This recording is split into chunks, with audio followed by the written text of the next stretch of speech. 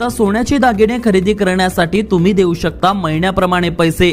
या आकर्षक योजनेचा लाभ घेण्यासाठी आजच भेट द्या खंडेलवाल ज्वेलर्स, केदार चौक, वरुड।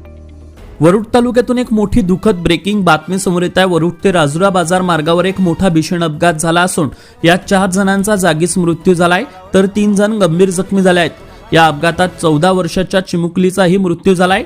वरुड तालुक्यातील मागील 3 वर्षातला हा सर्वात मोठा भीषण अपघात आहे।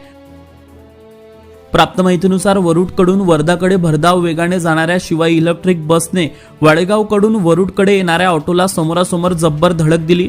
ही धडक इतकी जब्बर होती की शिवाई इलेक्ट्रिक बसने त्या ऑटोला घासत काही अंतरापर्यंत नेले।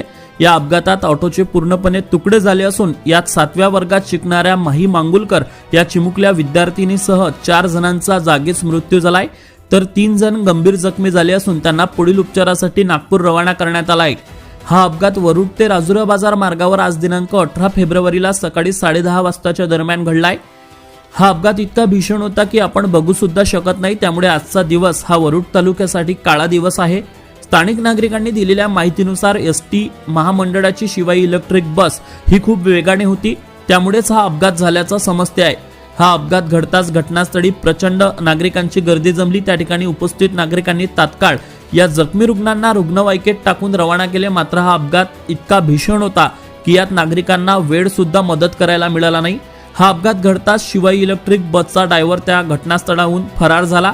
हा अपघात कसा झाला आणि यात नेमकी चूक कुणाची याबाबत अधिकृतरित्या सविस्तर माहिती जरी समोर यायची असली, स्थानिक नागरिकांनी दिलेल्या माहितीनुसार बस भरधाव वेगाने येत होती असे समजते आहे। आज सकाळी 10 वाजताच्या दरम्यान वरुड तालुक्यातील वाडेगाव इथून प्रवासी घेऊन हा ऑटो वरुडकडे येत होता। यात एक 7व्या वर्गातील चिमुकली विद्यार्थी शाळेत जायसाठी ऑटोत बसली होती। सोबत अनेक प्रवासी व ऑटो चालक कैलास होता आणि आज सकाळी 10:30 वाजताच्या दरम्यान हा ऑटोचा भीषण अपघात झाला। यात ऑटोतील 4 जणांचा जागीच मृत्यू झाला असून तर 3 जण गंभीर जखमी झाले आहे। मात्र बसमधील सगळे प्रवासी हे सुखरूप आहे।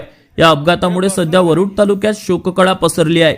या अपघाताबाबत सविस्तर माहिती पुढच्या बातमीत आम्ही देणार आहोत, पाहत राहा। Avinash Bansod, Amravati today news, Warud.